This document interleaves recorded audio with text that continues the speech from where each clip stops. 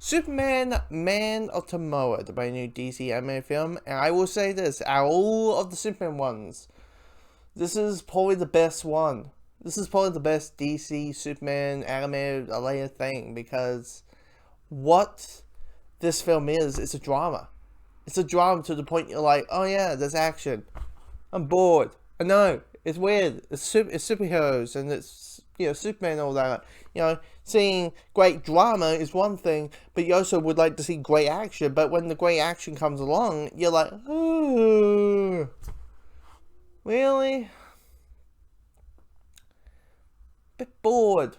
Go back to Clark. Can you go back and talk to Lois about basically her talking about you but as Superman? Can you do that as well? Because what this movie is a drama. And it's a character study on Superman, and it is stuff that we have seen before with dealing with the origin story with Clark contemplating about, should I become Superman?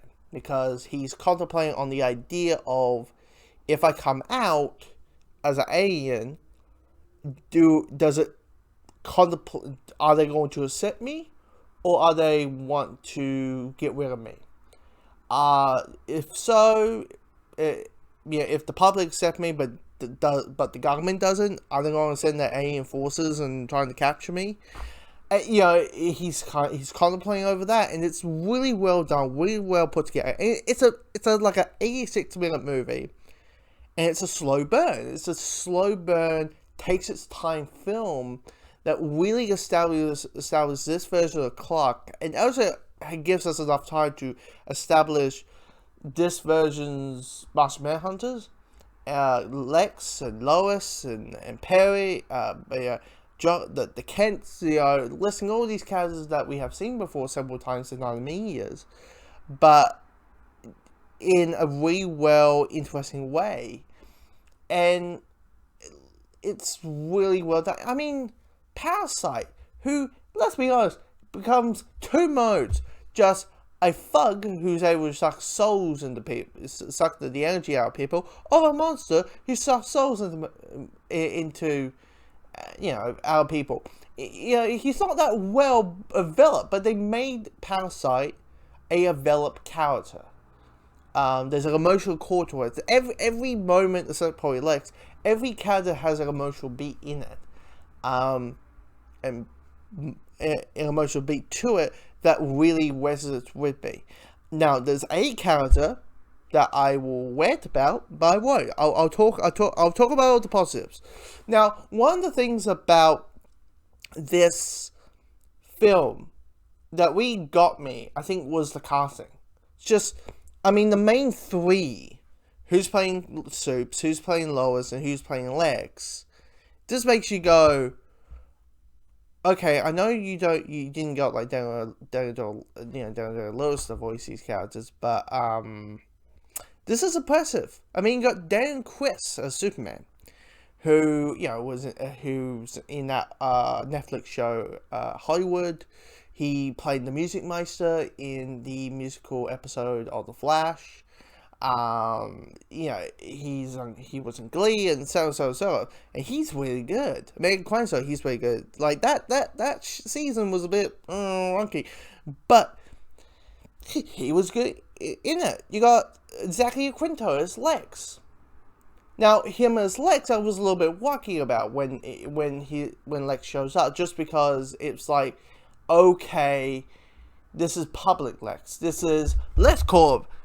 Me, Lex Luthor, is going to introduce this Lex Luthor invented by Lex Luthor's corporation, rocket ship from LexCorp. Like, that was a little bit wacky. But when he is Lex Luthor, when he is the scientist, when he is the big bad Superman foe, you see it and you're like, yeah, that's good casting. But I think out of the three, the big start out, the big takeaway is Alexandria Daddario, who plays Lois Lane. Perry Jackson, she was in Baywatch, she was in San Andreas, and she was in True Detective, the first season, so on. And I always thought she had the Zac Efron treatment, which is, we know you're really, really fucking good, but for fuck's sake, you keep picking these bad roles. What's happening? And that's, and in this film, and in this film with her playing Lois, it just shows, yeah, she is good. She's absolutely well done. She is spot on and plays this great young, feisty version of Lois. That is, it's still Lois, but she's young and is making, like, it's the whole thing of, like, it's kind of like, Lois is a little bit full of herself, and it's like, until she probably finds out who Superman is, she changes a bit as a person. But here's the thing. I need to talk about this one character. It ain't Martian Manhunter, because I love Martian Manhunter. I love how he's in this movie. Is that other fucking alien. I don't like Lobo.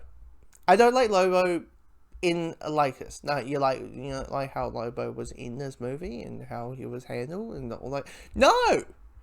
I just don't like the fucking character in general. I always found him as this fucking frat boy, disguised as a fucking motorcycle, biker gang guy. I get it. I don't know what the appeal is. And, like, he's not annoying in this film, but there's a scene where Lois is like, can you please stop? And somehow he's creating stories or something. He's like, stop, please stop. Like, my ears, that kind of stuff.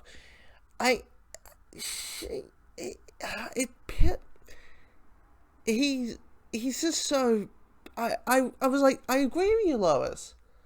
I don't like the cat, and he's not that annoying in this movie, but I'm like, yep, still, no, don't understand it. Is it because he has a motorcycle?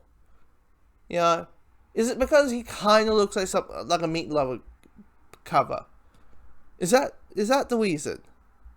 Because I have no fucking idea. Have no fucking idea how the fuck does this character is so fucking popular? He was on Krypton. He was in Superman Nemesis. Why the fuck is this character popular? I don't understand it. And he's in most of this film. What about this? Why are you showing Lobo down floats? He's a character I want to punch in the face, and if it was Will and I did that, he would also punch me in the face. But still, oh god, I can't. Like, I won't lie, when they did the sneak peek and and Lobo's saying, I'm like, oh. Heard the Western films are good, but I'm going to go every time Lobo speaks and every time he shows up, because fucking hell, I don't understand why the hell is this character popular. But anyway, the Western film's good. Well done. Great voice acting. A very interesting story. The action, who gives a fuck in this film? Because it's not the most important thing. I mean, there's a great Superman speech at the end, but outside it's that. But it's fucking Lobo, okay? If you like Lobo, please comment below why you fucking like Lobo. Comment the fuck below.